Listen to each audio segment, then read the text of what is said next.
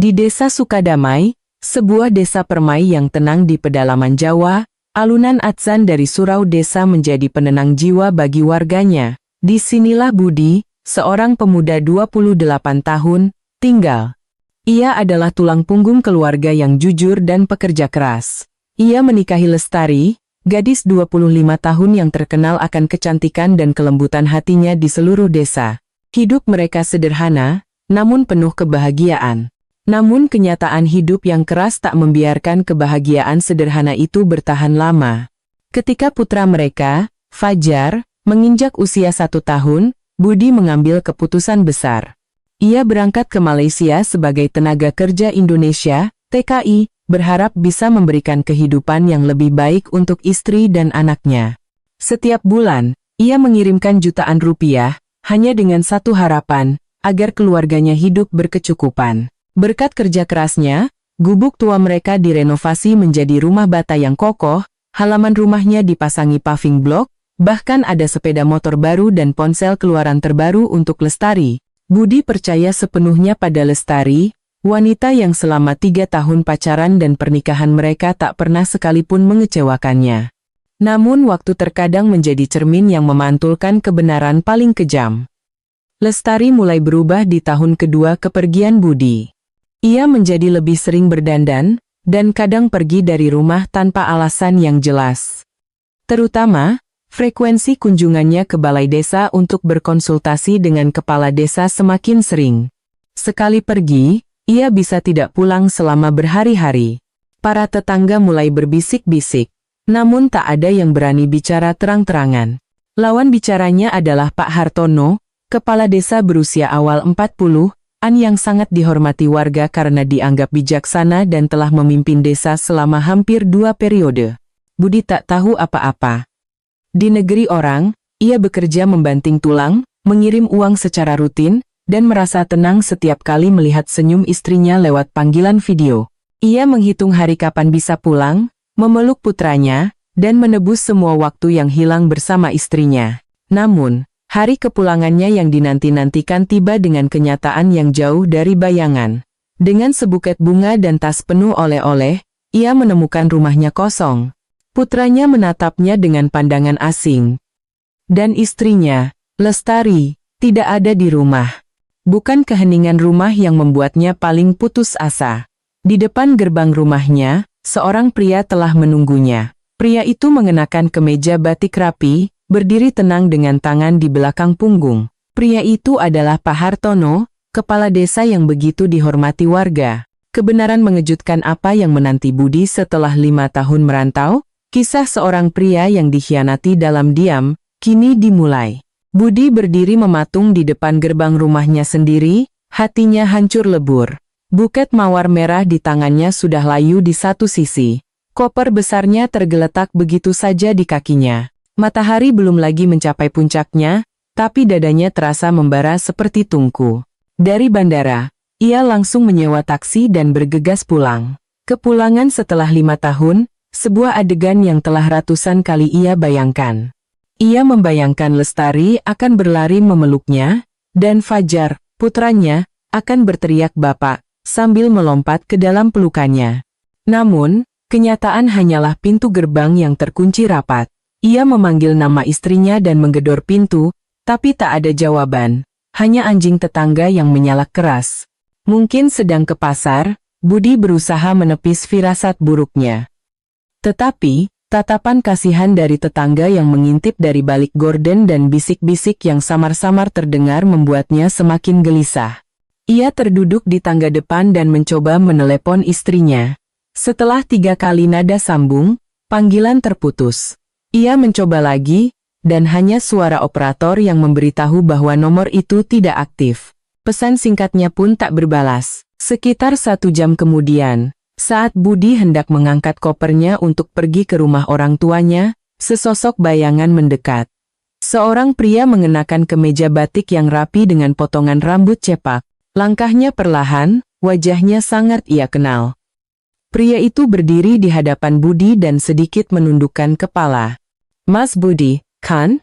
"Iya, benar. Maaf, Bapak siapa ya?" "Saya Hartono. kepala desa di sini. Jantung Budi seakan berhenti berdetak. Nama yang pernah disebut sambil lalu oleh istrinya. Seorang pemimpin yang bijaksana, disegani, dan suka menolong warga yang kesusahan. Tapi, kenapa ia muncul di sini, di saat seperti ini? Ada keperluan apa, Pak?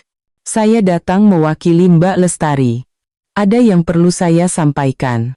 Budi tak bisa memahami apapun lagi. Segalanya terasa lepas dari genggamannya. Pria di hadapannya masih berdiri tenang, dengan tatapan yang sulit diartikan. Namun ketenangan itu justru membuat punggung Budi merinding. Istri saya. Lestari di mana? Dia ada di pavilion belakang balai desa. Pavilion? Untuk apa? Ya. Selama 3 tahun terakhir, dia tinggal di sana. Budi tak percaya dengan apa yang didengarnya. Istri yang paling ia cintai di dunia tinggal di tempat lain selama 3 tahun, lalu anak saya. Bagi Budi, yang ibunya telah tiada dan ayahnya menikah lagi hingga hubungan mereka merenggang, keluarga satu-satunya adalah Lestari dan Fajar. Tolong jelaskan Pak, apa istri saya meninggalkan rumah? Bukan begitu, suara Pak Hartono merendah, menatap lurus ke mata Budi. Memang benar dia tinggal di sana, tapi bukan sebagai warga biasa. Dia tinggal bersama saya. Udara di sekitar mereka seolah membeku. Pikiran Budi menjadi kosong. Kalimat tinggal bersama saya menggema di kepalanya seperti petir di siang bolong. Ia sama sekali tidak bisa mengerti. Apa maksud Bapak tinggal bersama? Maafkan saya. Tapi Anda harus tahu yang sebenarnya. Saya dan Lestari sudah saling memiliki perasaan sejak beberapa tahun lalu. Buket bunga itu jatuh dari genggaman Budi. Kelopak-kelopak merahnya berhamburan, hancur di tanah, persis seperti hatinya saat ini. Ia tidak berteriak, tidak menangis, tidak pula melayangkan tinju. Ia hanya menatap kosong pada pria di hadapannya. Pria yang menyandang jabatan terhormat, pria yang disebut istrinya begitu bijaksana. Angin berembus pelan, sinar matahari masih terasa menyengat, tapi punggung Budi terasa sedingin es. Tak pernah terbayangkan dalam mimpi terliarnya sekalipun, kepulangannya setelah 5 tahun akan dimulai seperti ini. Dalam keheningan yang menakutkan, Budi melangkah masuk ke dalam rumahnya. Rumah yang ia bangun kembali dengan uang yang ia kumpulkan sedikit demi sedikit. Rumahnya masih sama, tapi terasa hampa tanpa kehangatan. Di ruang tamu, di sebelah foto kakek dan neneknya, ada sebuah foto kecil yang menghentikan langkahnya. Seorang wanita berambut panjang dengan tatapan sedih. Itu adalah Ibu Lestari, ibu mertuanya. Di bawah foto itu, tertulis kalimat kecil, Ibu, satu-satunya orang yang mengerti dan menerima cintaku. Selamat jalan selamanya. Budi merinding. Apa yang sebenarnya terjadi? Kapan ibu mertuanya meninggal? Kenapa tak ada seorang pun yang memberitahunya? Apa yang mereka sembunyikan? Ketika ia menoleh, Pak Hartono sudah berdiri di teras. Tatapannya tidak menghindar, juga tidak menunjukkan rasa bersalah. Hanya ketenangan seseorang yang seolah telah mempersiapkan segalanya. Di mana istri saya? Saya harus bertemu Lestari. Suara Budi serak. Setiap kata terasa seperti dipaksa keluar dari tenggorokannya. Dia ada di sanggar. Jika Anda sudah tenang, saya akan antar ke sana. Saya sangat tenang sekarang. Budi nyaris berteriak. Beraninya Anda menceramahi saya tentang ketenangan setelah tidur dengan istri saya? Untuk pertama kalinya, raut wajah Pak Hartono menegang. Namun, ia cepat-cepat menangkupkan tangan di dada dan mengangguk kecil. Saya mengerti. Hari ini, istirahatlah di sini. Besok saya akan menjemput Anda. Budi tidak menjawab. Ia memandangi seisi rumah. Semuanya masih sama, tapi jiwanya telah hilang. Foto pernikahan mereka di dinding telah lenyap, hanya menyisakan foto Fajar sendirian. Jejak mereka sebagai suami istri telah dihapus. Ia naik ke kamar tidur. Ranjangnya rapi, tapi spray dan sarung bantalnya sudah berbeda. Di lemari, tak ada satupun pakaian pria. Aroma parfum asing yang menyengat di dalam kamar seolah berusaha menutupi sesuatu. Budi membuka laci lemari. Sebuah buku catatan usang terjatuh. Di halaman pertama, ada tulisan tangan yang sangat ia kenal, buku harian Lestari. Catatan dari bulan Juni, di tahun kedua setelah Budi berangkat ke Malaysia. Dengan tangan gemetar, ia membuka lembarannya. Aku tahu ini salah, tapi aku tidak bisa berhenti. Setiap kali mendengar suara Pak Hartono memberikan wejangan, hatiku terasa damai. Dia berbeda dari pria lain. Tenang, berwibawa, tidak pernah terburu-buru atau berbohong. Aku hanya wanita lemah yang kesepian. Saat ibu meninggal, hanya dia yang ada di sisiku. Kamu tidak ada. Aku tidak menyalahkanmu. Tapi hatiku sudah terlanjur berlabuh ke tempat lain. Budi tak sanggup membaca lebih lanjut. Kata-kata itu terasa menusuk jantungnya. Ia meremas buku harian itu dan terduduk lemas di lantai. 5 tahun ia bekerja di negeri orang. Ia percaya, ia cinta. Tapi apa yang ia dapatkan? Malam itu, Budi berjaga semalaman di depan foto ibu mertuanya. Ia menyalakan sebatang dupa, bukan untuk memohon sesuatu, tapi untuk mengucapkan selamat tinggal pada kenangan tentang wanita yang pernah ia yakini sebagai segalanya. Dalam nyala api yang bergoyang, Budi bertanya pada dirinya sendiri, di mana letak kesalahanku? Tapi rumah yang sunyi itu tak memberikan jawaban apapun. Besok, ia akan pergi ke sanggar itu. Untuk bertemu wanita yang pernah bersumpah akan menemaninya seumur hidup. Dan untuk bertemu wanita yang telah menginjak-injak sumpah itu tanpa ampun. Keesokan paginya, sebelum fajar menyingsing, Budi sudah terjaga. Ia tak bisa tidur sedikit pun. Semalaman ia membolak-balik buku harian usang istrinya. Setiap kata terasa seperti belati yang menusuk. Bukan karena Lestari telah berubah, tapi karena cara perubahannya yang tak bisa ia terima. Seorang istri yang mengkhianati suaminya, dan memilih seorang pemimpin desa yang dihormati sebagai sandarannya. Budi menunggu Pak Hartono di halaman.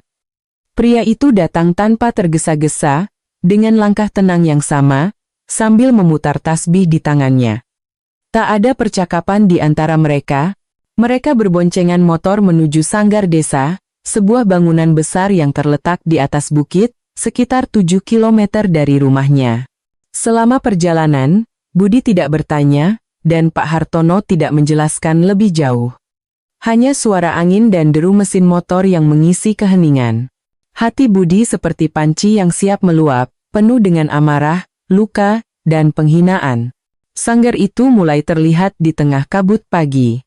Bangunannya masih indah dengan arsitektur joglo, di halamannya berdiri sebuah pendopo yang megah. Namun Budi tak lagi merasakan kedamaian seperti dulu. Matanya mencari-cari sosok yang ia kenal. Dan akhirnya, ia menemukannya. Lestari. Di bawah pohon beringin, mengenakan gamis biru sederhana dengan jilbab yang terpasang rapi. Tubuhnya tampak lebih kurus. Ia sedang menyuapi sarapan untuk anak-anak yatim piatu yang diasuh oleh desa. Senyumnya lembut dan teduh, tapi senyum itu bukan untuk Budi. Budi melangkahkan kakinya yang terasa seberat timah. Lestari mengangkat kepala dan mata mereka bertemu. Seketika, tubuhnya menegang. Ia tidak berlari, tidak menangis, tidak pula meraung seperti seorang istri yang bertemu suaminya setelah bertahun-tahun. Hanya sebuah anggukan ringan, seringan kabut. Kamu sudah pulang. Sapaan sederhana itu terasa seperti langit yang runtuh bagi Budi. Momen pertemuan kembali yang ia tunggu dan bayangkan selama bertahun-tahun, hanya disambut dengan kalimat kamu sudah pulang. Jadi benar, selama ini kamu tinggal di sini. Iya, kamu dan Pak Hartono. Semua itu benar. Lestari terdiam. Seorang anak kecil menarik ujung gamisnya, dan bertanya lirih, Bu Guru, boleh tambah buburnya? Lestari menunduk, dengan sabar menyendokkan bubur untuk anak itu, baru kemudian mengangkat kepala menatap Budi. Aku tidak berniat menipumu, tapi aku tidak tahu harus bilang bagaimana. Kamu bisa jujur, seperti saat kamu berjanji akan menungguku ketika kita menikah dulu. Aku juga menunggu lama. Beberapa tahun pertama, aku menangis setiap malam. Aku merindukanmu, tapi semuanya berubah. Ibu sakit parah, dan aku harus mengurus semuanya sendirian sambil membesarkan Fajar. Aku ternyata jauh lebih lemah dari yang kukira. Jadi karena itu kamu tidur dengan kepala desa. Kata-kata itu setajam sile. Lestari menggigit bibirnya. Matanya memerah, tapi ia tidak menangis. Untuk pertama kalinya, ia menatap Budi dengan tatapan tegas. Aku salah, tapi aku tidak akan lari. Aku juga pernah mencoba pergi, tapi Pak Hartono menahanku dan bilang aku harus menghadapi semua kesalahanku. Selama di sini, doa yang kupanjatkan bukan untuk diriku, tapi agar kamu mau memaafkanku. Budi tertawa hambar. Ia tak percaya wanita yang pernah menjadi dunianya kini berbicara begitu tenang seolah menceritakan kisah orang lain. Agar aku memaafkanmu supaya kamu bisa terus hidup dengan dia? Bukan. Agar kamu tahu kebenarannya. Setelah itu, apapun keputusanmu, aku akan ikut. Aku tidak akan menahanmu atau memohon. Aku hanya berharap kita tidak saling membenci. Putra kita tidak butuh ayah yang hidup dalam dendam. Mendengar kata putra kita, Budi terdiam sejenak. Benar, Fajar. Di mana dia sekarang? Dan seberapa banyak yang ia tahu tentang semua ini? Budi menatap Lestari lekat-lekat. Ia bukan lagi wanita kecil rapuh yang biasa bersandar di bahunya. Ia telah berubah. Dan Budi sadar, percakapan hari ini hanyalah awal dari badai panjang yang entah kapan akan berakhir. Budi meninggalkan sanggar saat matahari sudah tinggi. Ia tak mengucapkan sepatah kata pun lagi pada Lestari, juga tak berpamitan pada Pak Hartono. Pikirannya kacau, tak bisa membedakan mana yang benar dan salah. Hanya rasa pengkhianatan yang menggerogoti tulangnya yang terasa begitu nyata. Ia kembali ke rumah lamanya. Fajar, putranya, sedang bermain di halaman. Melihat Budi, anak itu terkejut dan berlari masuk ke dalam rumah secepat kilat, seperti menghindari orang asing. Budi membeku di tempat. Baru kemarin, dalam panggilan video singkat, anak itu masih memanggilnya Bapak. Tapi sekarang, tak ada lagi keakraban di matanya. Ia duduk di teras dan memanggil Fajar dengan suara keras. Fajar, sini nak. Bapak mau lihat. Hening. Sesaat kemudian, Fajar mengintip dari balik pintu.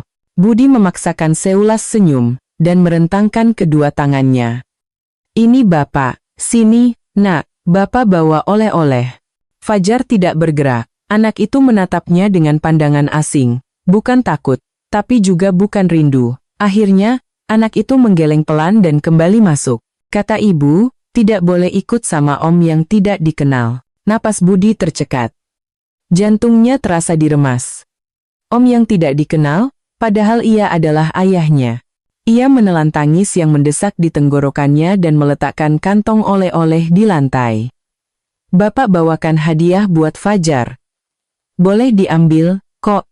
Anak itu ragu sejenak, lalu berlari keluar dan menyambar kantong itu.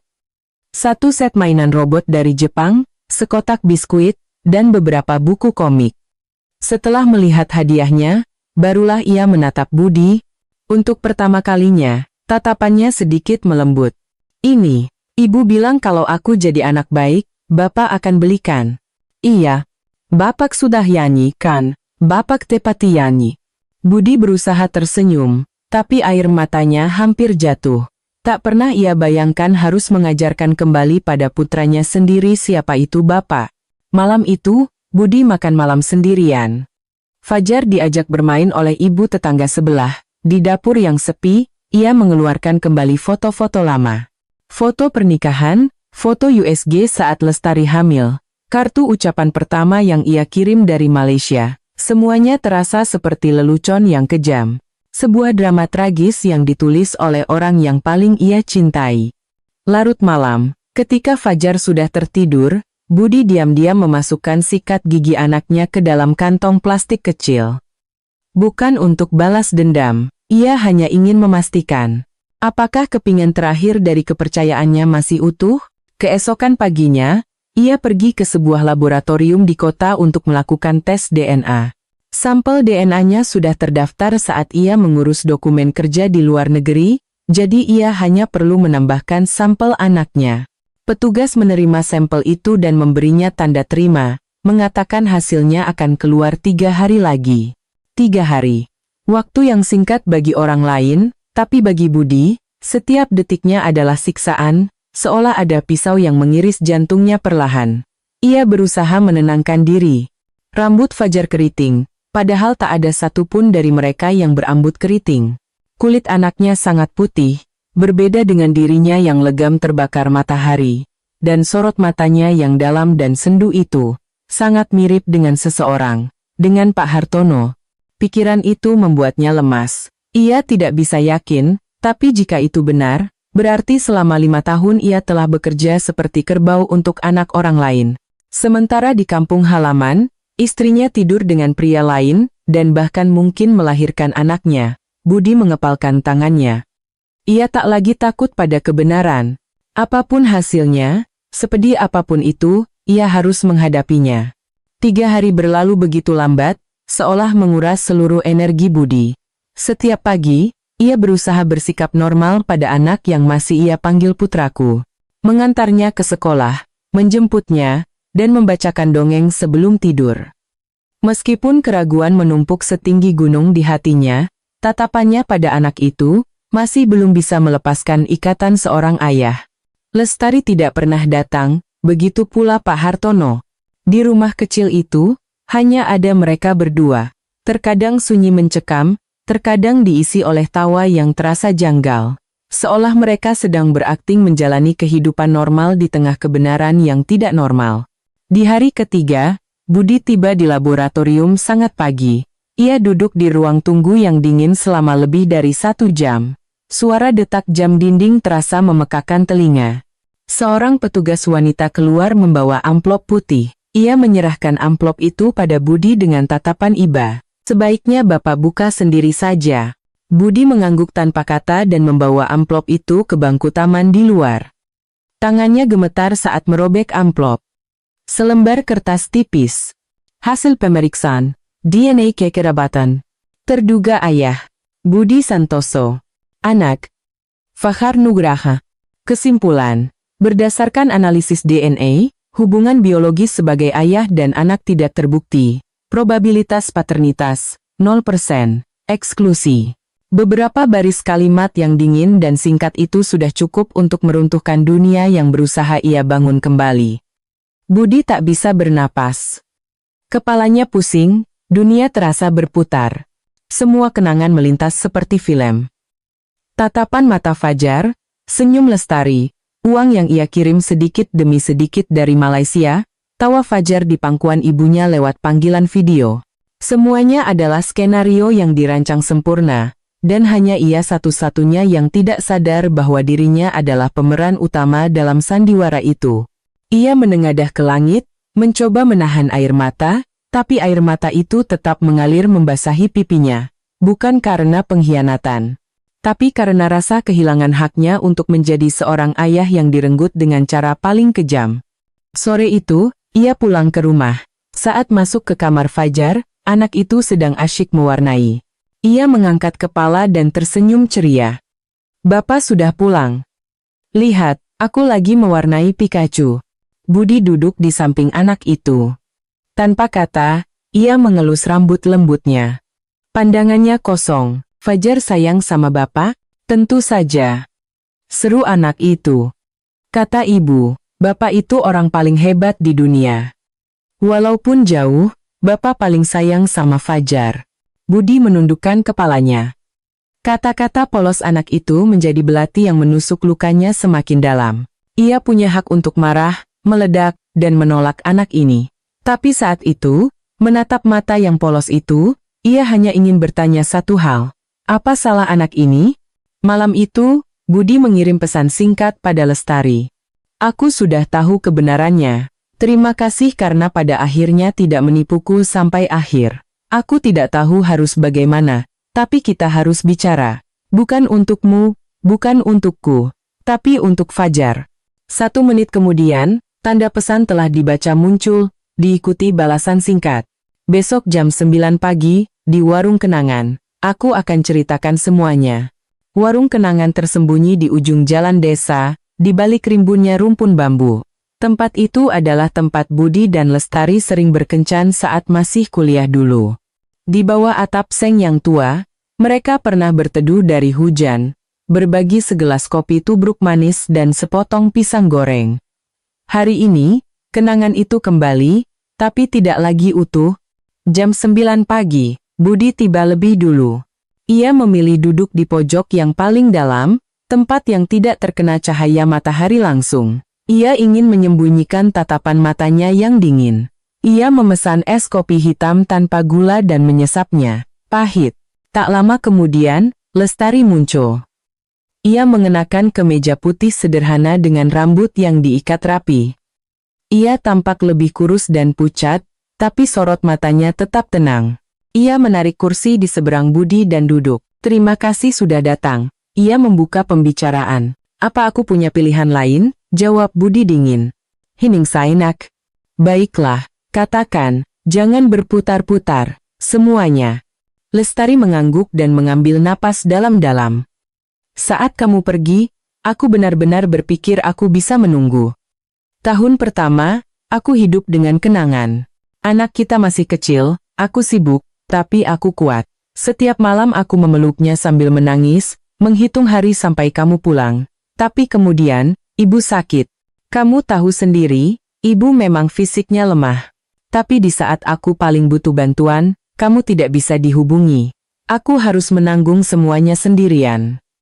Suatu hari, aku membawa ibu ke seorang kiai untuk didoakan, dan di sanalah aku bertemu Pak Hartono. Awalnya hanya kata-kata penghiburan, tapi lama-kelamaan, dalam keputusasaan, aku mulai bergantung padanya. Mata Budi menyipit. Bergantung? Atau tidur dengannya?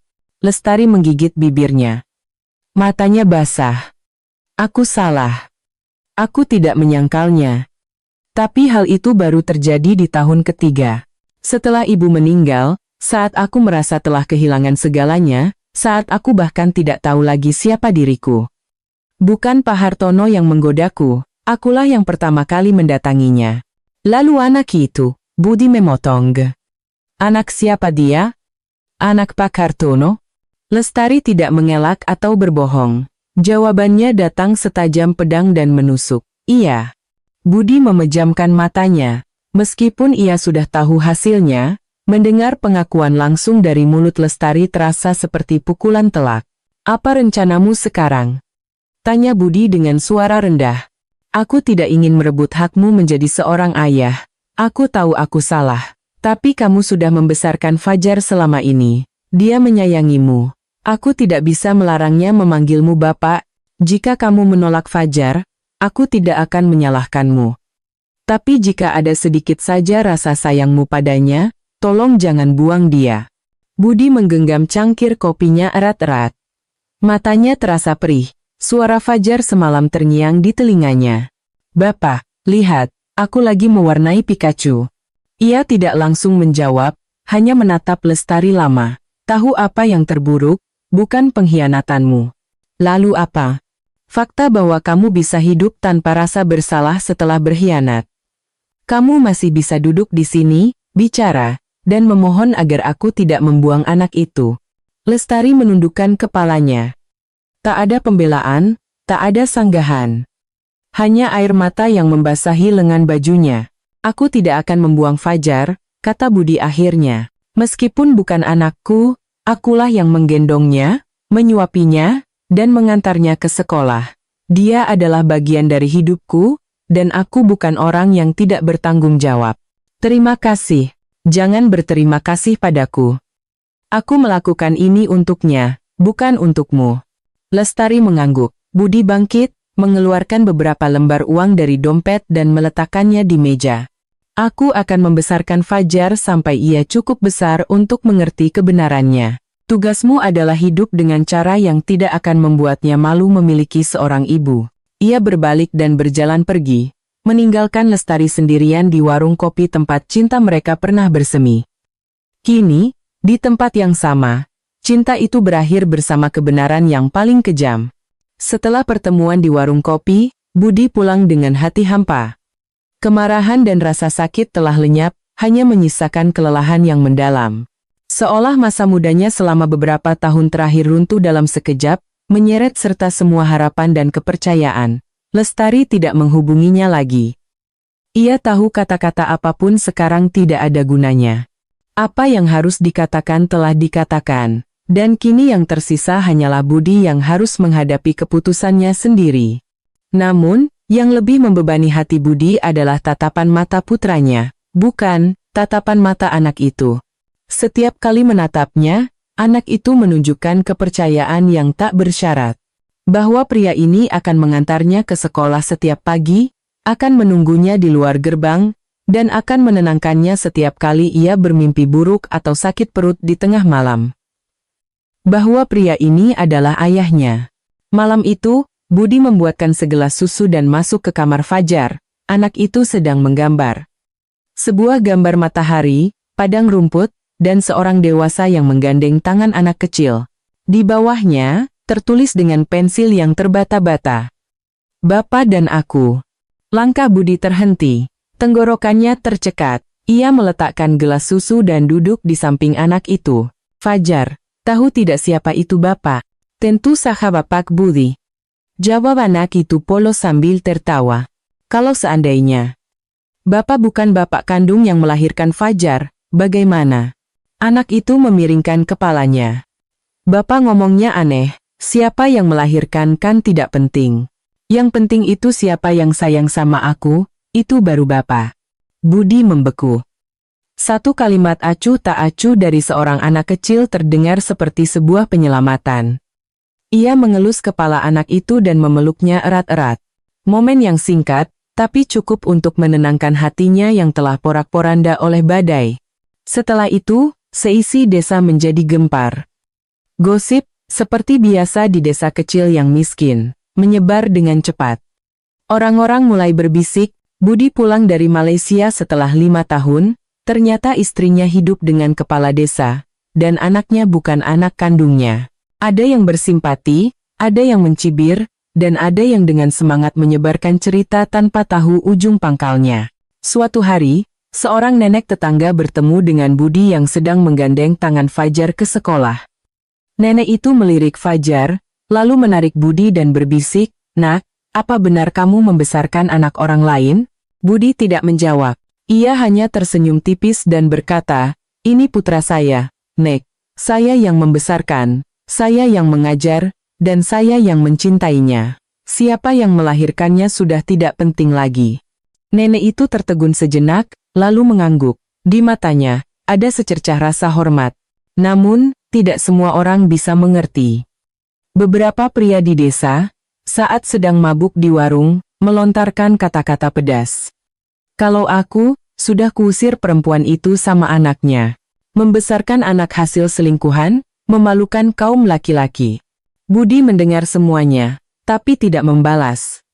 Ia tahu, orang yang paling keras mencela adalah orang yang belum pernah merasakan kehilangan yang sesungguhnya. Sebulan kemudian, TK Fajar mengadakan acara Hari Ayah. Fajar sudah bersemangat sejak seminggu sebelumnya dan merengek pada Budi. "Bapak harus datang." "Ya." Teman-teman yang lain datang sama bapaknya, "Aku tidak mau sendirian."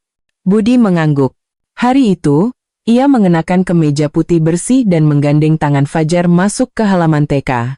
Beberapa pasang mata langsung tertuju padanya, berbisik-bisik. Tapi ketika Fajar naik ke panggung, memegang mikrofon, dan dengan lantang menyanyikan lagu Ayah, tatapan itu meredup. Mereka melihat seorang pria yang meneteskan air mata saat anaknya berteriak, "Aku sayang ayah," dan tak seorang pun, tak satu orang pun, bisa menyangkal bahwa itu adalah cinta sejati antara ayah dan anak. Kedamaian Budi dan Fajar yang rapuh tidak bertahan lama.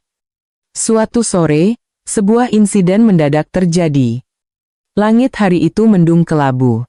Budi sedang menyiram tanaman di belakang rumah ketika ia mendengar suara riuh dari luar gerbang.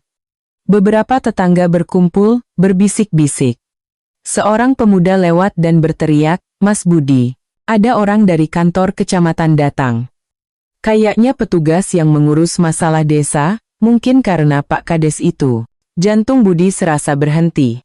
Ia mematikan keran, mengelap tangannya, dan bergegas lari ke balai desa. Di depan balai desa, sebuah mobil dinas terparkir. Di antara kerumunan warga, Pak Hartono berdiri. Ia tidak lagi mengenakan pakaian rapi. Wajahnya pucat dan kuyu, hanya seorang pria parubaya biasa.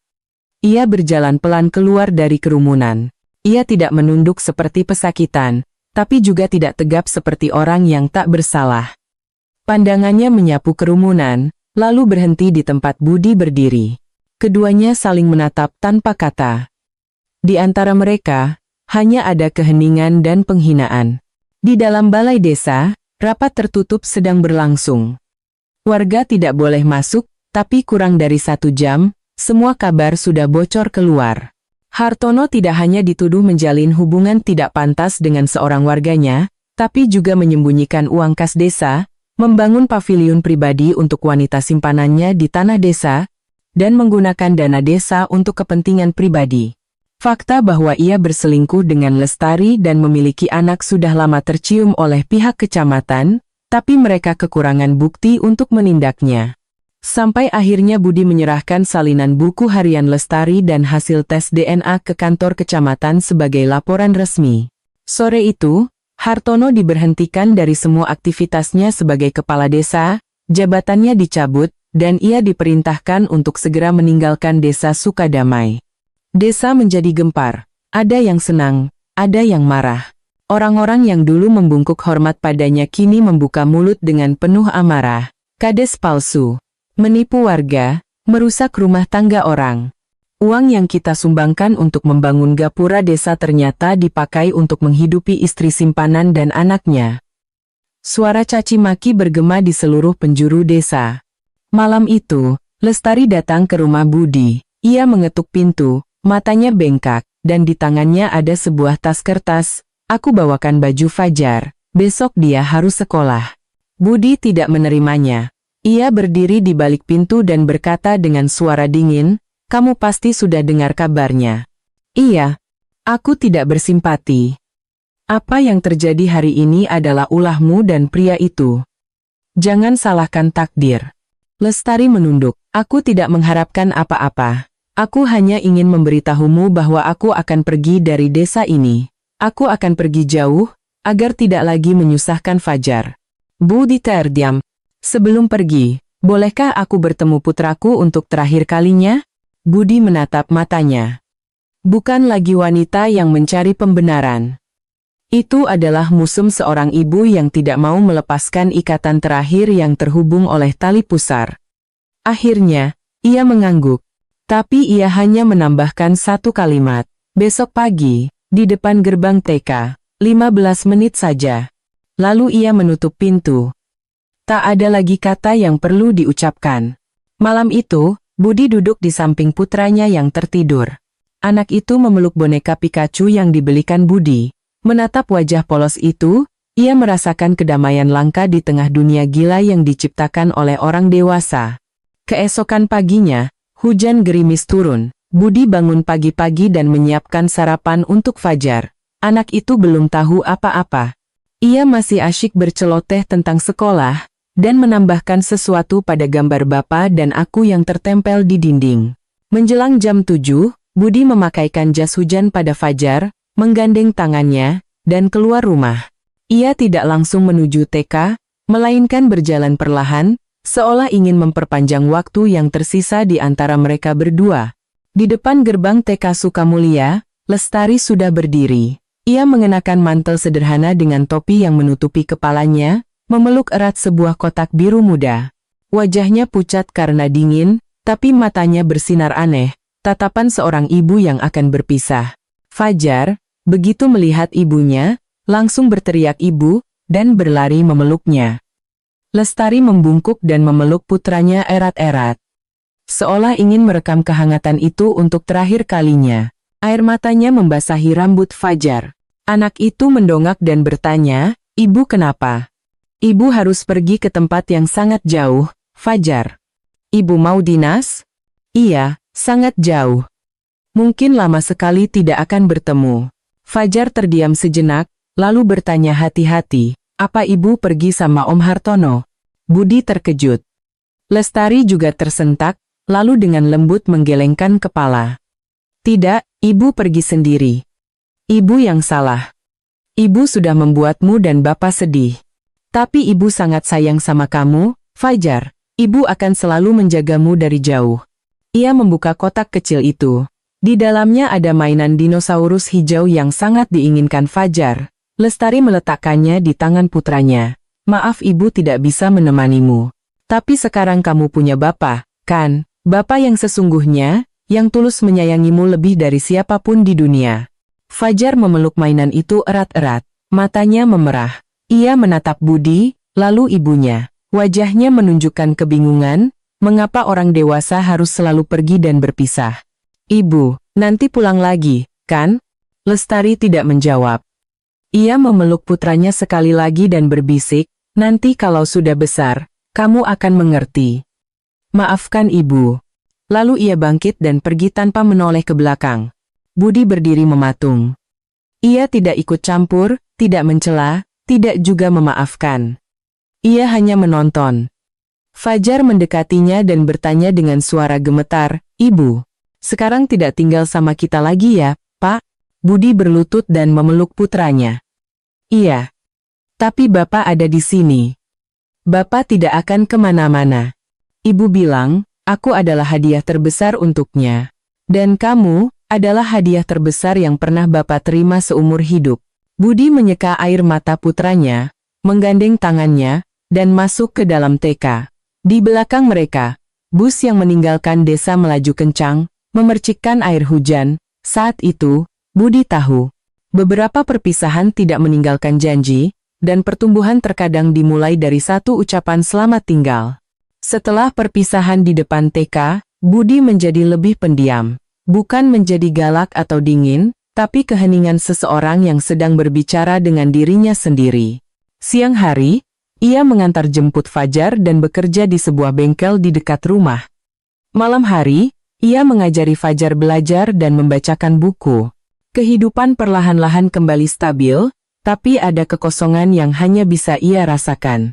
Setiap malam setelah Fajar tidur, Budi duduk sendirian di teras. Kopi di cangkirnya mendingin, suara jangkrik terdengar dari kejauhan. Di tangannya, ada foto USG yang sudah lama. Foto yang ia bawa seperti jimat saat pergi ke Malaysia, yang memberinya kekuatan untuk bertahan selama 5 tahun.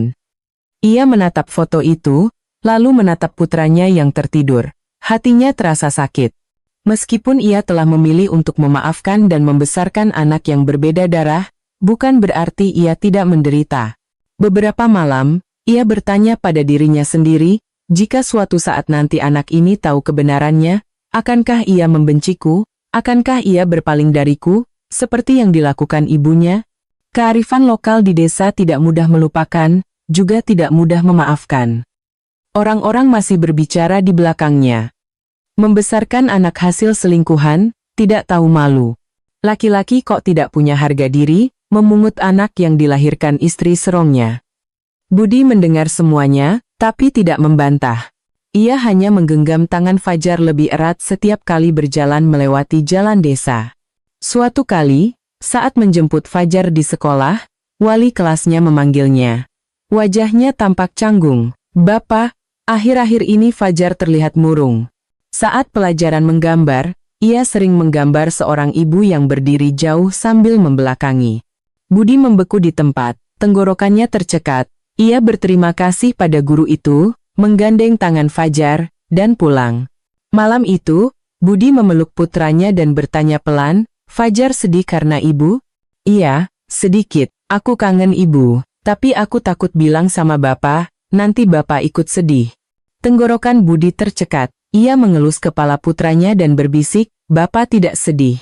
Bapak mengerti. Wajar kalau kamu merindukan ibumu. Seburuk apapun kesalahannya, dia tetap orang yang melahirkanmu. Bapak, nanti, kalau ada yang bilang aku bukan anak kandung bapak, bapak akan sedih." Jantung Budi serasa berhenti. Ia menatap lurus ke mata anak itu dan berkata dengan suara bergetar, "Tidak ada seorang pun yang berhak bilang kamu bukan anak bapak. Cinta itu bukan dibagi lewat darah, tapi lewat hati, kamu selamanya anak bapak." Fajar menangis. Anak itu memeluk bapaknya erat-erat dan gemetar untuk waktu yang lama. Budi juga menangis. Tapi bukan lagi air mata luka. Itu adalah air mata seorang pria, yang telah memilih untuk melindungi secercah cahaya setelah melewati badai. Sejak hari itu, Budi memutuskan untuk berubah. Ia memotong rambutnya, merenovasi rumah, dan mendaftar kursus teknik malam hari untuk mempersiapkan diri menjadi kepala bengkel. Ia tidak bisa selamanya hidup menunduk di bawah prasangka dunia. Bukan untuk dirinya sendiri, tapi untuk satu-satunya anak di dunia ini yang tidak bisa ia tinggalkan. 3 bulan setelah Lestari pergi, kehidupan Budi memasuki babak baru. Ia mendapat tawaran promosi dari pemilik bengkel untuk menjadi kepala teknisi di cabang mereka di kota. Sebuah kesempatan yang ia impikan sejak masih di Malaysia.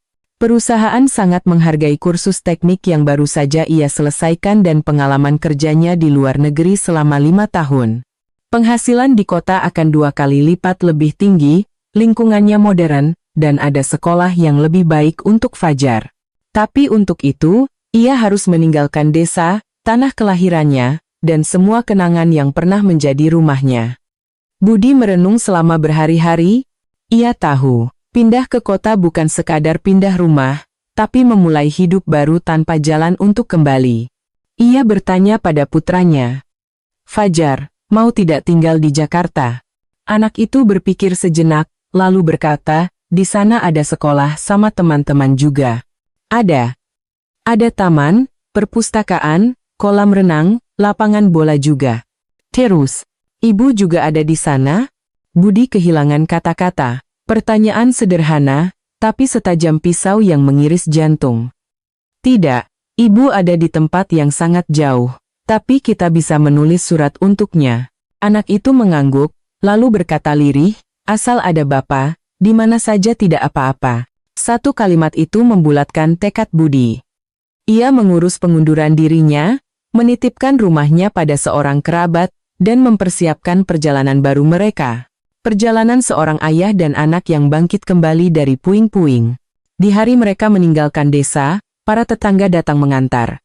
Meskipun banyak omongan di belakang, sikap Budi yang tegar dan bertanggung jawab pada akhirnya meluluhkan hati mereka.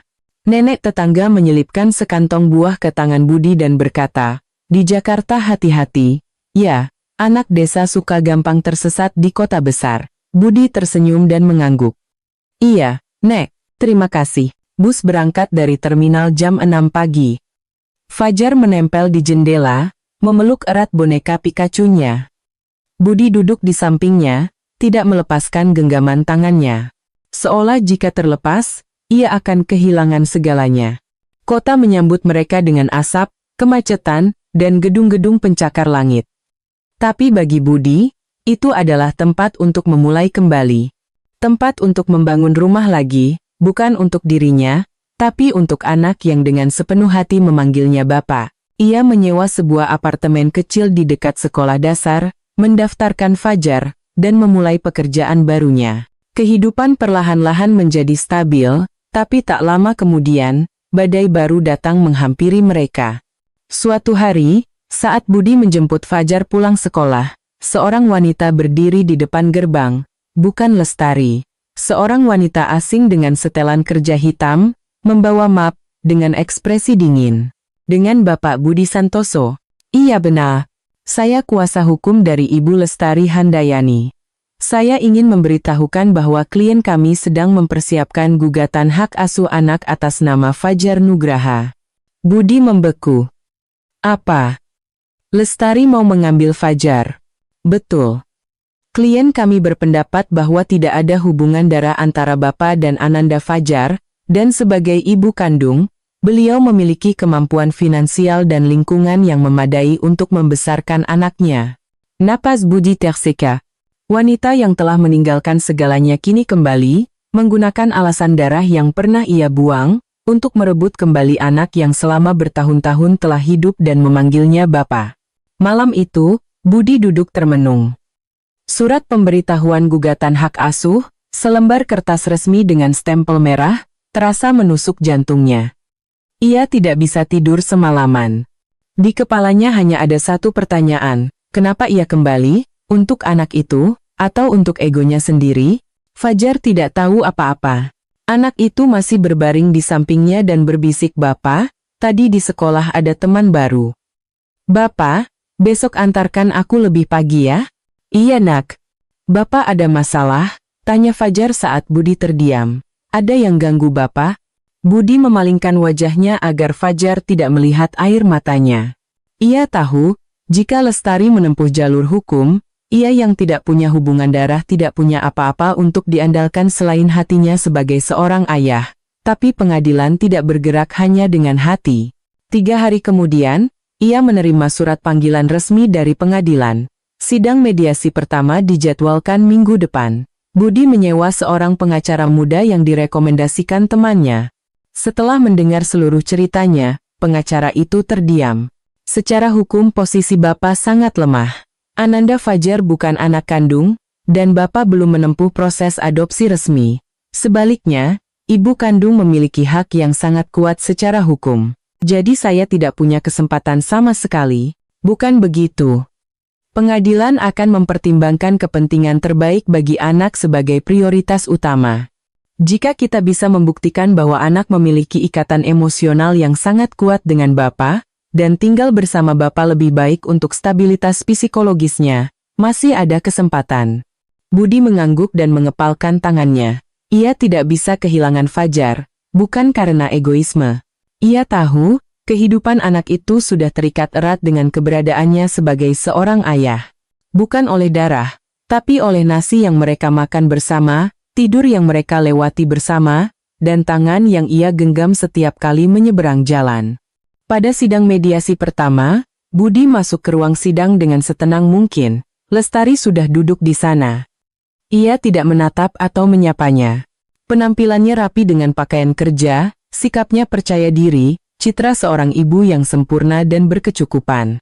Mediator berkata, silakan kedua belah pihak menyampaikan alasan mengapa ingin mengasuh anak. Lestari berbicara lebih dulu. Saya adalah ibu kandung Fajar. Saya tidak pernah melepaskan hak saya sebagai seorang ibu. Saat ini, saya memiliki usaha toko bunga di kota lain dan kehidupan yang stabil. Sekarang saya ingin membawa anak saya kembali dan membesarkannya dengan tangan saya sendiri. Seorang anak seharusnya tumbuh bersama ibu kandungnya.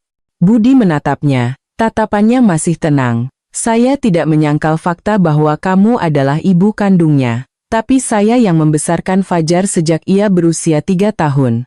Saya yang mengantarnya ke sekolah, menyuapinya, merawatnya saat sakit, dan mengajarinya membaca. Anak saya tidak dibesarkan dengan gen, tapi dengan kasih sayang. Dia memanggil saya Bapak, dan saya tidak pernah sekalipun memanggilnya anak orang lain. Mediator menatap keduanya bergantian, lalu bertanya, saat ini, Ananda Fajar tinggal dengan siapa? Dengan saya, jawab Budi. Apakah anak menunjukkan gejala ketidakstabilan psikologis? Tidak. Dia ceria, aktif, dan berprestasi di sekolah. Apakah Ananda Fajar tahu bahwa Ibu Lestari adalah ibu kandungnya? Tahu, tapi ia mengira ibunya pergi bekerja jauh. Barulah Lestari menatap Budi. Ia terdiam sejenak. Sepertinya ia tidak menyangka Budi akan langsung ke inti permasalahan. Mediator melanjutkan, jika Ibu Lestari ingin mengambil anak, apakah Bapak setuju? Budi menjawab pelan tapi tegas, tidak. Saya tidak akan melarang anak bertemu ibunya. Tapi membiarkannya pergi dari sisi saya sekarang akan menjadi trauma besar baginya. Saya tidak akan membiarkan anak itu terluka untuk kedua kalinya karena kesalahan orang dewasa. Mediasi gagal. Pengadilan menetapkan tanggal 5 bulan depan sebagai sidang pertama. Budi keluar dari ruang mediasi. Tangannya basah oleh keringat. Ia tahu, ia sedang mempertaruhkan segalanya. Pekerjaan, waktu, harga diri, demi satu hal, mempertahankan haknya untuk menjadi seorang ayah. Tanggal 5 bulan berikutnya, hari sidang pertama, pengadilan sudah ramai sejak pagi. Budi tiba 1 jam lebih awal dari jadwal. Ia mengenakan kemeja putih dan celana gelap, menggandeng tangan Fajar yang mengenakan seragam sekolah. Fajar memeluk boneka Pikachu-nya. Pengacaranya sudah menunggu dan menyerahkan setumpuk dokumen. Catatan konseling psikologis dari sekolah, surat dukungan dari para tetangga, dan foto-foto kegiatan bapak dan anak selama 3 tahun terakhir sudah saya serahkan. Semoga majelis hakim mempertimbangkannya. Budi mengangguk. Jantungnya berdebar kencang. Hari ini, segalanya bisa berubah selamanya. Lestari tiba belakangan. Ia sendirian, Ekspresinya tidak dingin, tapi tegas. Ia menghindari tatapan Budi. Bukan karena takut, tapi seolah sulit menghadapi kenyataan yang pernah ia buang dan kini ingin ia rebut kembali. Sidang dimulai. Hakimnya adalah seorang wanita parubaya. Suaranya jelas dan tegas, tapi tidak dingin. Setelah penyerahan bukti dan argumen dari kedua belah pihak, ia menatap ke sudut ruang sidang. Di sana, Fajar duduk bersama seorang psikolog anak. Majelis hakim ingin mendengar pendapat Ananda Fajar secara langsung. Meskipun ia belum memiliki tanggung jawab hukum, perasaan dan keinginannya adalah faktor penting dalam menentukan kesejahteraan anak. Ruang sidang menjadi hening. Seorang petugas membawa Fajar ke kursi saksi. Anak itu tampak sedikit gemetar, tapi setelah Budi memberinya anggukan kecil, tatapannya menjadi lebih tenang. Ia mengambil napas dalam-dalam dan berbicara dengan jelas. Nama saya Fajar Nugraha. Saya kelas 1 SD Tunas Bangsa. Saya tinggal sama Bapak. Fajar tahu siapa ibu kandung yang melahirkan Fajar? Tanya hakim. Tahu, Ibu Lestari. Apakah Fajar sayang sama ibu? Sayang. Tapi ibu pergi jauh. Sudah lama tidak tinggal sama saya. Hanya Bapak yang tinggal sama saya. Lalu, Fajar mau tinggal sama siapa? Anak itu melihat sekeliling, lalu memutar tubuhnya sepenuhnya ke arah Budi dan berkata dengan suara lantang, saya mau tinggal sama Bapak. Bapak tidak pernah meninggalkan saya. Bapak yang antar saya ke sekolah, bacakan buku, suapi makan, dan belikan Pikachu. Yang melahirkan saya memang ibu, tapi yang membesarkan saya itu Bapak. Seisi ruang sidang menahan napas. Banyak mata yang berkaca-kaca. Lestari menundukkan kepalanya. Bahunya bergetar, tapi ia tidak menangis. Mungkin air matanya sudah kering. Budi hanya duduk tak bergerak, perasaan lega dan sakit datang bersamaan. Hakim menutup berkasnya dan berkata dengan hikmat, sidang akan diskors dan putusan akan dibacakan setelahnya. Silakan semua menunggu di luar. Saat berada di koridor, Lestari mendekati Budi. Matanya tampak lelah, tapi ada ketulusan di dalamnya. Kamu menang. Aku tidak punya apa-apa lagi untuk dikatakan. Tapi, terima kasih sudah membesarkan anak kita dengan baik. Kalau boleh, bisakah aku menemuinya sebulan sekali? Budi menatapnya sejenak, lalu mengangguk kecil. Dengan syarat, kamu menepati janji dan tidak menyakitinya lagi. Sore itu, pengadilan membacakan putusannya. Berdasarkan pasal 45 Undang-Undang Perkawinan dan mempertimbangkan kepentingan terbaik bagi anak, Majelis Hakim menetapkan Bapak Budi Santoso sebagai pemegang hak asuh dan wali dari anak bernama Fajar Nugraha. Ibu kandung, Lestari Handayani, memiliki hak kunjung dengan persetujuan dari wali. Seluruh tenaga Budi seakan terkuras. Air mata mengalir tanpa suara. Ia membungkuk dan memeluk Fajar erat-erat. Putra yang berbeda darah, tapi terikat oleh ikatan yang lebih kuat dari ikatan darah manapun di dunia. Anak itu tertawa kecil. Berarti sekarang aku tidak akan pisah sama Bapak lagi, ya? Iya, tidak akan pernah. Budi tahu. Pertarungan di pengadilan telah berakhir, tapi perjalanannya sebagai seorang ayah, baru saja benar-benar dimulai. 2 bulan setelah sidang berakhir, kehidupan Budi dan Fajar kembali normal. Tak ada lagi tekanan hukum, tak ada lagi malam-malam cemas menunggu surat panggilan, tak ada lagi kebutuhan untuk mengawasi gerbang sekolah karena takut Lestari datang. Segalanya perlahan, hati-hati, tapi dengan hangat, kembali ke tempatnya. Budi resmi diangkat menjadi kepala tim teknisi di cabang perusahaannya. Pekerjaannya lebih sibuk, tapi pendapatannya meningkat. Ia membeli sepeda motor baru dan menata sebuah ruang belajar khusus untuk Fajar di apartemen kecil mereka. Semua perubahan kecil ini adalah usahanya untuk Fajar, putra yang telah menemaninya melewati badai terbesar dalam hidupnya. Dan pada suatu sore yang hujan, seorang wanita masuk ke dalam hidup mereka dengan sangat biasa. Hari itu, Budi terlambat karena lembur. Saat tiba di depan gerbang sekolah, hanya Fajar yang tersisa, berdiri bersama seorang guru, dan seorang wanita muda memayunginya. Maaf, Bu Guru. Saya terlambat sekali, kata Budi sambil berlari kecil. Wanita itu berbalik dan tersenyum. Tidak apa-apa, Pak. Saya guru seni baru di sini. Tadi Fajar sendirian, jadi saya temani. Budi membungkuk mengucapkan terima kasih. Fajar menarik tangannya dan berbisik, Bapak, nama ibu ini Bu Maya. Gambarnya bagus sekali. Iya, nama saya Maya, katanya sambil tersenyum, lesung pipitnya terlihat jelas di pipi kiri. Fajar murid paling menggemaskan di kelas saya. Budi tersenyum canggung. Terima kasih, Bu Maya. Lain kali saya akan berterima kasih secara resmi. Tidak perlu. Tadi hanya kasihan melihat bapak dan anak ini kehujanan. Kata-kata sederhana, tapi Budi tertegun sejenak. Bukan karena terharu, tapi karena sudah sangat lama tidak ada yang mengucapkan kata bapak dan anak dengan begitu wajar.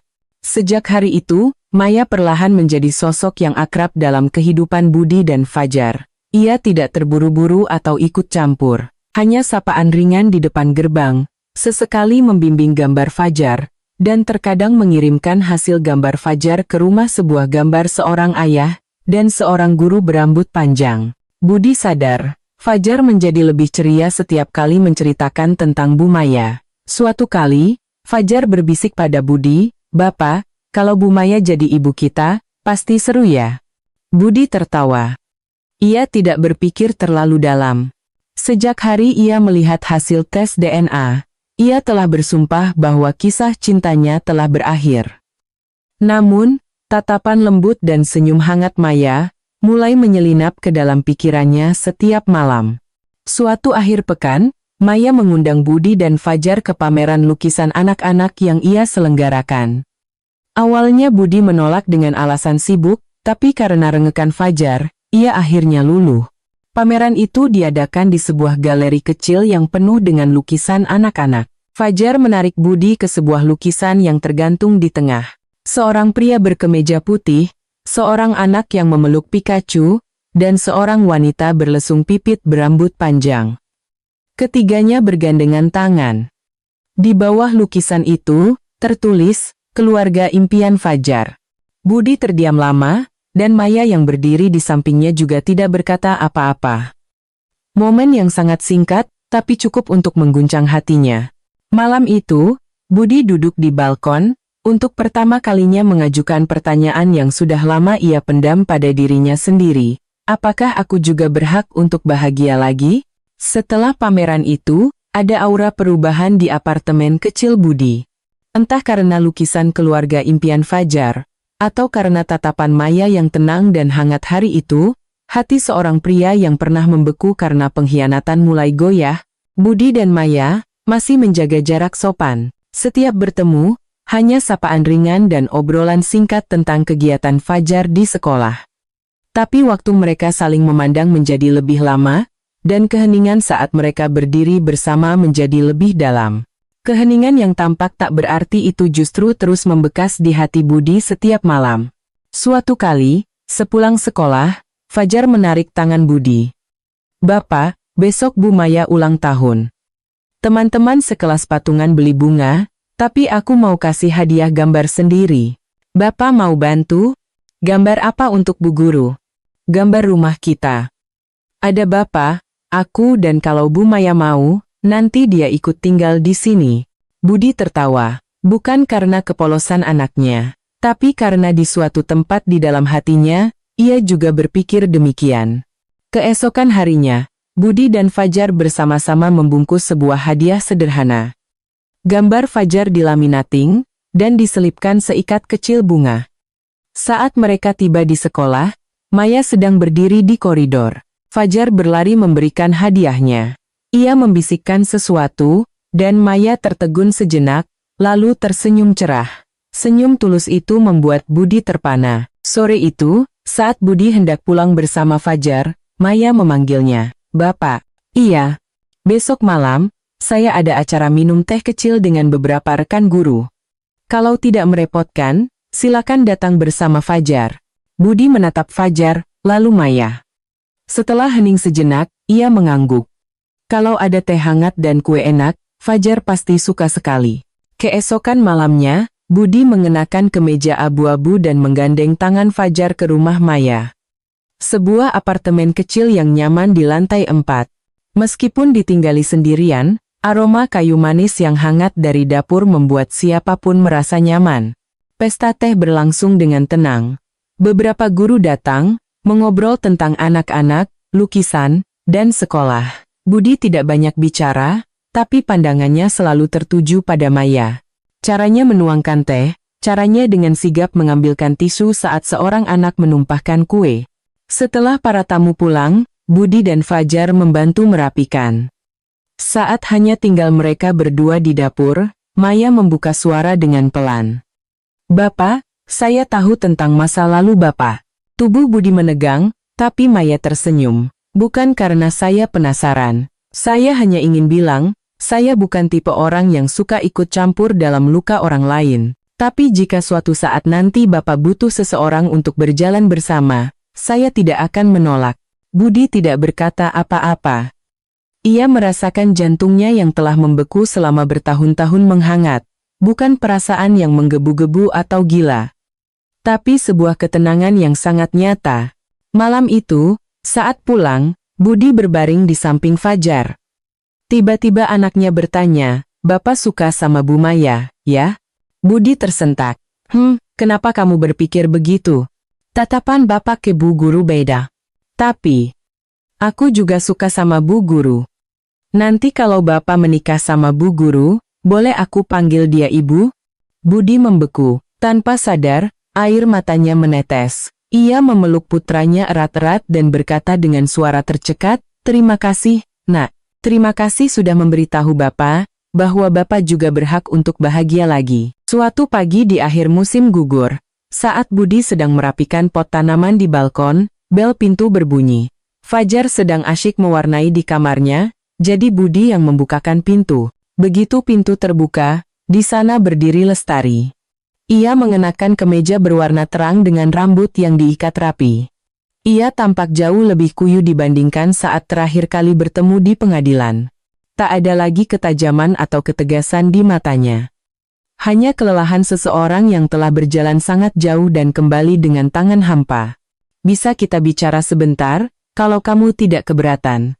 Budi berdiri diam selama beberapa detik, lalu membuka pintu lebar-lebar, bukan karena memaafkan, tapi karena ia tahu, cerita yang belum selesai, jika tidak diakhiri dengan benar, akan selamanya menjadi duri di hati mereka berdua.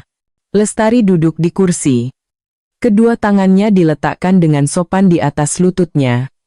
Seolah ia merasa bersalah atas ruang yang ia tempati. Budi tidak langsung duduk, melainkan membuatkan 2 cangkir teh hangat dan meletakkannya di hadapannya. "Kamu masih suka teh melati, ya?" kata Lestari lirih. "Kebiasaan sulit diubah, tapi manusia bisa berubah dengan sangat mudah," jawab Budi. Bukan sindiran. Hanya sebuah fakta. Lestari terdiam. Sesaat kemudian, ia mengeluarkan setumpuk dokumen dari tasnya. "Ini surat pernyataan pelepasan hak asuh dan semua hak atas kehidupan Fajar. Sudah aku tanda tangani dan disahkan notaris. Setelah kalah di pengadilan, aku sempat berpikir untuk melawan lagi dengan uang atau hukum. Tapi saat aku kembali ke desa lama kita, seorang kiai tua di sana berkata, tidak ada seorang pun di dunia ini yang bisa memenjarakan orang lain. Hanya karma sendiri yang bisa memenjarakan hati." Budi menatapnya tanpa kata. "Aku tidak pantas menjadi ibu anak itu, juga tidak pantas berdiri di hadapanmu. Tapi aku datang bukan untuk merebutnya kembali. Aku datang untuk membayar utangku." Ia menundukkan kepalanya dalam-dalam. "Terima kasih sudah membesarkan putraku seperti putramu sendiri. Terima kasih tidak menanamkan kebencian di hatinya. Aku memang salah, tapi putraku tidak seharusnya menanggung hukuman karena kesalahan ibunya." Budi mengeluarkan sebatang rokok, tapi tidak menyalakannya dan meletakkannya kembali. Ia bertanya pelan, "Kenapa baru sekarang kamu kembali?" "Aku dengar Fajar sudah punya orang baru yang ia panggil ibu. Seorang guru bernama Maya, kan?" Budi tersentak. Entah siapa yang memberitahunya, tapi pasti bukan putranya. "Aku datang bukan untuk ikut campur, apalagi untuk menghancurkan. Aku hanya ingin memberitahumu. Kamu bukan hanya berakting karena tanggung jawab, Tapi kamu adalah orang yang berhak memiliki keluarga sejati. Budi menatap wanita di hadapannya. Bukan lagi Lestari, istri yang pernah ia cintai. Ia kini adalah ibu dari seorang anak dan seorang wanita yang mungkin, dengan tulus, sedang belajar untuk bangkit kembali setelah membayar harganya. Apa rencanamu selanjutnya? Aku akan kembali ke kampung dan membuka toko roti kecil di dekat sebuah pesantren. Aku tidak akan lagi mencari ketenangan semu. Aku akhirnya sadar, mengenakan pakaian agamis tidak serta-merta membuat hati menjadi bersih. Ketenangan sejati adalah hidup tanpa merasa malu pada diri sendiri. Budi mengangguk. Ia mengambil dokumen itu. Bukan ucapan terima kasih, ia hanya berkata pelan, suatu saat jika Fajar ingin bertemu, hubungi aku dulu, tapi jangan datang tiba-tiba. Anak itu baru saja belajar tentang kedamaian. Untuk pertama kalinya, Lestari tersenyum. Senyum tipis yang rapuh. Aku tahu. Terima kasih. Terima kasih telah menjaga sisi kemanusiaanku yang telah aku hilangkan sendiri. Lestari bangkit, membungkuk dalam-dalam, lalu keluar dari pintu tanpa menoleh ke belakang. Budi menatap punggungnya. Hatinya tidak menjadi lebih ringan, juga tidak lebih berat. Hanya sebuah bab dari cerita lama yang akhirnya mendapatkan titik yang sempurna. Malam itu, saat Budi sedang membaca buku, Fajar menyelinap ke pelukannya dan bertanya pelan, "Bapak, tadi ibu datang ya? Ibu bilang apa?" "Ibu bilang terima kasih. Terima kasih karena Fajar sudah punya bapak yang baik." Fajar tersenyum, memeluk bapaknya erat-erat, dan berbisik, "Nanti kalau Bu Maya jadi ibu, bapak harus bilang ke aku duluan, ya. Soalnya aku mau panggil dia ibu beneran." Budi tertawa. Kali ini, tawa yang sesungguhnya. Tawa seorang pria yang siap memasuki kehidupan baru, setelah melewati penderitaan terbesar dalam hidupnya. Suatu hari di akhir tahun, saat angin dingin menyapu jalanan, Budi berdiri di depan sanggar seni Fajar. Hari ini adalah hari terakhir sebelum libur. Maya, seperti biasa, dengan sabar mengajari anak-anak satu persatu. Sinar matahari senja mewarnai pipinya menjadi kemerahan, dan Budi menatap pemandangan itu cukup lama sebelum masuk.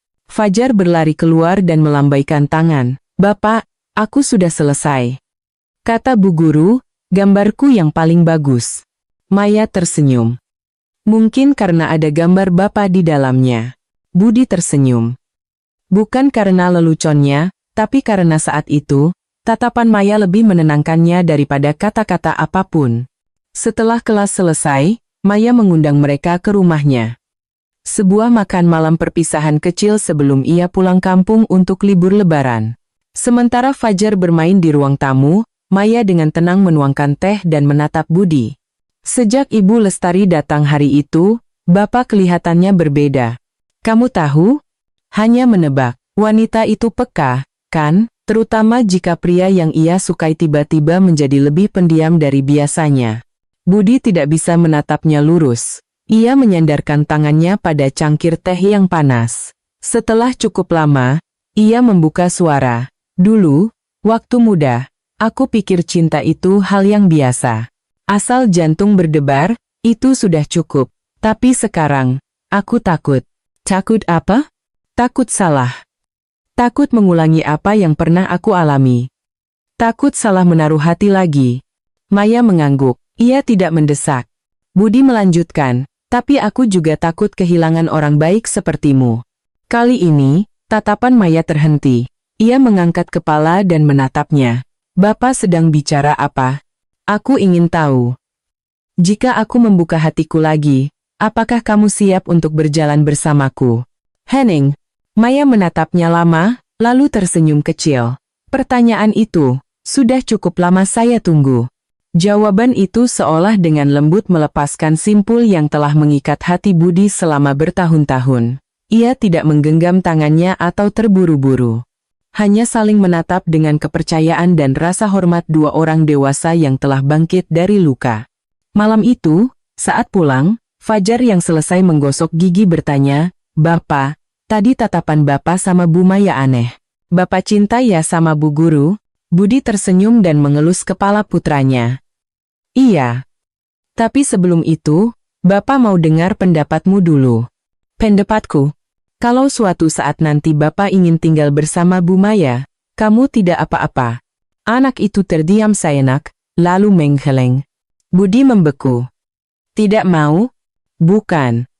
Maksudku, jangan suatu saat nanti, tapi setiap hari. Aku mau Bu Maya jadi ibu kita saja.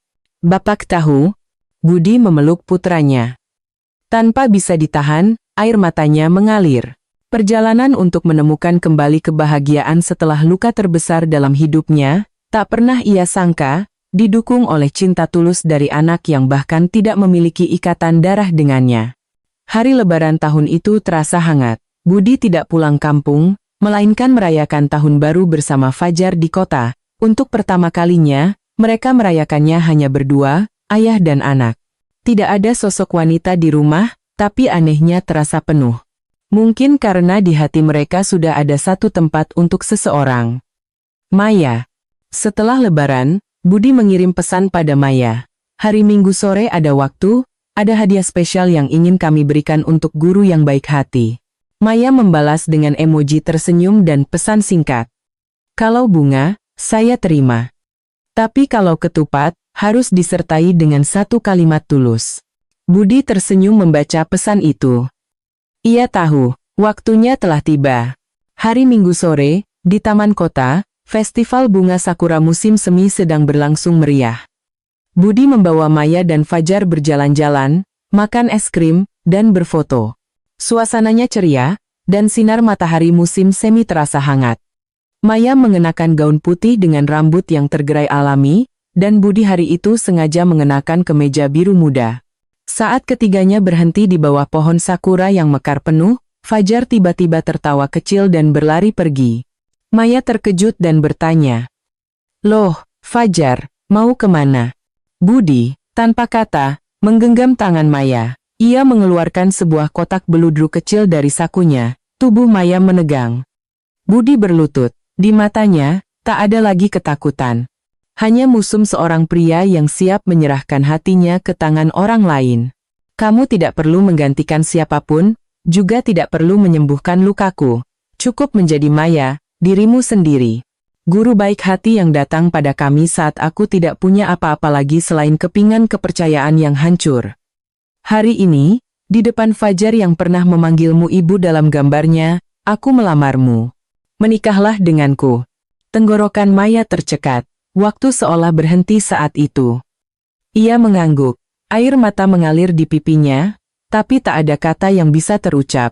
Dari kejauhan, Fajar berlari sambil berteriak. Bu Maya mengangguk. Bapak, aku punya ibu baru. Seluruh taman dipenuhi oleh tawa ketiga orang itu. Momen di mana mereka akhirnya bisa saling memanggil keluarga. Namun kebahagiaan, seperti biasa, tidak selamanya sempurna. Malam itu, menjelang tengah malam, Budi menerima telepon dari nomor tak dikenal. Ia hendak mengabaikannya, tapi di layar tertera tulisan pesantren Sukadamai. Suara pria asing terdengar. Dengan Bapak Budi, saya salah satu pengurus di sini. Ibu Lestari jatuh di dapur dan kepalanya terbentur keras. Sekarang ada di UGD Rumah Sakit Daerah. Budi membeku. Lukanya parah? Kata dokter ada sedikit pendarahan di otak, bisa berbahaya kalau operasinya terlambat. Apa ada keluarga lain di dekat sini? Tidak ada. Sebelum pingsan, beliau meninggalkan secarik kertas. Di situ tertulis nama Bapak dan Fajar sebagai kontak darurat. Budi menggenggam ponselnya erat-erat. Perasaan campur aduk menyerbunya sekaligus. Wanita yang telah mengkhianatinya dan pergi dalam diam, kini memanggil namanya di antara hidup dan mati. Di belakangnya, Maya keluar dari kamar Fajar. Melihat Budi duduk dengan wajah tegang di tengah malam, ia tidak bertanya. Ia hanya dengan lembut merangkul bahunya. Ada apa? Pergilah. Fajar, biar aku yang jaga. Tapi jangan diamkan aku seperti caramu menahan sakit sendirian dulu. Budi menatap Maya lama, lalu mengangguk. Sekali lagi, ia harus menghadapi masa lalu yang belum sepenuhnya mati. Tapi kali ini, ia tidak lagi sendirian. Pukul 2 dini hari, Budi tiba di rumah sakit daerah. UGD terang benderang, bau disinfektan dan keringat, serta aroma kehidupan yang genting, bercampur aduk membuat tenggorokannya tercekat. Seorang perawat mengantarnya ke ruang tunggu. Di balik jendela kaca, Lestari terbaring tak bergerak di ranjang. Kepalanya diperban putih, botol infus bergoyang pelan. Dokter yang bertugas keluar dan menjelaskan dengan tenang. Pendarahan subdural, tapi untungnya cepat ditemukan jadi operasinya berjalan lancar. Sekarang sedang dalam observasi. Kalau tidak ada komplikasi, beberapa hari lagi bisa pindah ke ruang perawatan biasa. Budi mengangguk tanpa kata. Tangannya tanpa sadar terkepal. Berkali-kali ia meyakinkan diri bahwa Lestari bukan apa-apa lagi dalam hidupnya, tapi melihatnya terbaring lemah dan sendirian seperti ini, masa lalu itu kembali. Bukan sebagai cinta, tapi sebagai iba. Sesaat kemudian, seorang perawat memanggil. Pasien sudah sadar. Mencari walinya. Budi masuk ke kamar perawatan dengan pelan. Lestari membuka mata, melihatnya, dan bibirnya bergerak-gerak. Kamu datang. Kukira tidak akan datang. Budi tidak menjawab. Ia menuangkan air, menaikkan sandaran tempat tidur, dan meletakkan gelas di dekat tangannya. Mata Lestari berkedip, matanya basah. Kalau aku tidak bangun, tolong bawa Fajar ke sini sekali saja. Biar dia tahu, ibunya tidak pernah membuangnya. Kamu tidak akan mati semudah itu, kata Budi datar. Kamu bahkan belum pernah meminta maaf dengan benar pada putramu. Lestari tersenyum. Pucat, tapi tulus. Kamu masih saja ceplas-ceplos, ya. Supaya aku tidak jatuh, ia terdiam sejenak, lalu menatapnya dengan mata yang tenang. Setelah keluar dari pengadilan hari itu, setiap hari aku ingin meneleponmu lagi. Tapi aku sadar, aku tidak punya hak lagi. Ini bukan soal hak, ini soal hidup sebagai manusia. Anak itu tidak butuh ibu yang sempurna, tapi ibu yang tidak berbohong. Aku tahu aku telah kehilangan segalanya. Tapi melihatmu datang hari ini, aku sadar. Meskipun tidak bisa kembali, beberapa hal harus diakhiri dengan satu kata tulus. Budi mengangguk kecil. Di matanya, tak ada lagi amarah, juga tak ada pengampunan. Hanya tatapan seseorang yang tidak ingin lagi memikul kebencian. Biaya rumah sakit akan aku urus. Istirahatlah. Kalau sudah sembuh, kamu boleh bertemu anak itu, tapi hanya sebagai ibunya, tidak lebih. Aku tahu, mata Lestari terpejam. Aku tidak mengharapkan apa-apa lagi. Meninggalkan rumah sakit sebelum fajar, Budi naik kereta pertama kembali ke kota. Saat tiba di rumah, Fajar masih tidur, dan Maya menunggunya di meja makan dengan secangkir teh hangat. Ia tidak bertanya apa-apa, hanya menunggu. Budi duduk dan menggenggam tangannya. Terima kasih sudah membiarkanku pergi. Dan terima kasih sudah ada di sini saat aku kembali. Maya tersenyum selembut angin. Aku tidak memaksamu menghapus masa lalu. Cukup tutup pintu lama itu dengan rapat, dan maju bersamaku. Bisa? Sekarang. Sepertinya aku benar-benar bisa. Budi mengeluarkan cincin dari sakunya dan meletakkannya di telapak tangan Maya. Kemarin aku melamar dengan kata-kata. Hari ini, aku melamar dengan janji. Maya memeluknya. Tak ada lagi kata-kata. Saat itu, tanpa perlu diucapkan, keduanya tahu. Kebahagiaan yang datang terlambat, bukan berarti kebahagiaan yang salah. Pada suatu pagi di bulan Maret, sinar matahari lembut dan angin sepoi-sepoi. Budi menggandeng tangan Maya dan masuk ke halaman sebuah kafe taman kecil. Tempat pernikahan mereka dilangsungkan. Tak ada gedung mewah, tak ada panggung megah. Hanya pot-pot bunga yang dipilih sendiri oleh Maya, meja kayu tua di bawah rambatan bougainville, dan orang-orang yang tulus menyayangi mereka. Beberapa rekan kerja, tetangga, guru lama Fajar, dan teman-teman yang masih setia dari kehidupan masa lalunya. Fajar, mengenakan setelan jas abu-abu kecil, memegang mikrofon. Hari ini, MC-nya aku, Bapak dan Ibu menikah. Aku senang. Semuanya tepuk tangan yang meriah ya, karena Bapak dan Ibuku saling cinta beneran. Tawa meledak dari semua penjuru. Siapa sangka anak berusia 6 tahun bisa mengucapkan kata-kata yang menyentuh hati orang dewasa. Budi dan Maya, tanpa upacara megah, berdiri di hadapan semua orang, bergandengan tangan, dan hanya mengucapkan satu janji masing-masing. Budi menatap Maya dan berkata dengan tegas, "Kamu datang pada kami saat aku tidak punya apa-apa lagi. Kamu tidak menanyakan masa lalu, tidak memaksaku melupakan luka. Kamu hanya diam-diam berjalan di sampingku. Hari ini, aku berjanji tidak akan pernah membiarkanmu berjalan sendirian lagi." Maya menatapnya, matanya memerah. "Aku tidak bisa berjanji menjadi istri yang hebat. Tapi aku berjanji akan menjadi teman, ibu, dan wanita yang selalu ada di sisi keluarga kita. Saat kamu lelah, aku akan duduk di sampingmu. Saat anak kita menangis, aku akan memeluknya dengan kedua tanganku." Halaman menjadi hening, lalu dipenuhi oleh tepuk tangan yang gemuruh. Saat itu, Fajar berlari dan mengeluarkan 2 cincin kertas yang ia lipat sendiri dari sakunya. Ia berkata, "Aku belum bisa beli cincin emas, tapi ini aku buat dari kertas surat yang biasa Bapak tulis buat aku. Semoga Bapak dan Ibu suka." Budi memeluk putranya. Maya membungkuk, memasangkan cincin kertas di jari Budi, dan Budi dengan hati-hati memasangkan cincin di jarinya. Bukan emas, tapi itu adalah cincin paling berharga dalam hidup mereka, karena terbuat dari cinta tanpa syarat. Setelah pernikahan, Budi, Maya, dan Fajar mulai hidup bersama di apartemen kecil yang sudah akrab. Maya resmi pindah. Setiap malam, mereka memasak bersama, bermain catur, dan membaca buku. Maya mengajari Fajar menggambar, Budi mengajarinya berhitung. Rumah kecil itu semakin riuh dengan tawa. Beberapa bulan kemudian, Lestari datang sekali lagi. Kali ini, saat sore hari ketika Maya ada di rumah, ketiga orang dewasa itu minum teh, dan Fajar bermain di balkon. Lestari menyodorkan sebuah kotak kecil. "Ini foto-foto Fajar waktu kecil. Sudah lama aku simpan, tapi sepertinya sekarang lebih pantas kuberikan pada kalian.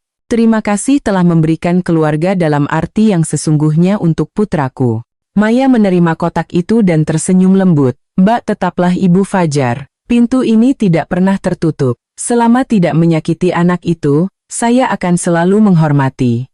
Air mata menggenang di mata Lestari. Ia mengangguk kecil. Tak ada lagi yang bicara, tapi saat itu, orang baru dan orang lama tidak berkonflik, melainkan diam-diam berdamai demi seorang anak. 1 tahun setelah pernikahan, Budi menulis di buku hariannya, "Dulu aku berpikir, pria yang dikhianati tidak punya apa-apa lagi untuk hilang. Tapi sekarang aku tahu. Hal paling berharga bukanlah apa yang berhasil aku pertahankan, tapi keberanian untuk percaya lagi demi memulai kembali. Kebahagiaan datang bukan saat kita sempurna, tapi saat kita sudah cukup terluka untuk tahu apa yang harus dijaga." Di atas rak buku, masih tergantung selembar lukisan Fajar. 3 orang bergandengan tangan. Dan di bawahnya, tertulis dengan tulisan canggung, "Bapak, Ibu, dan aku. Kita tidak harus mirip, yang penting saling sayang."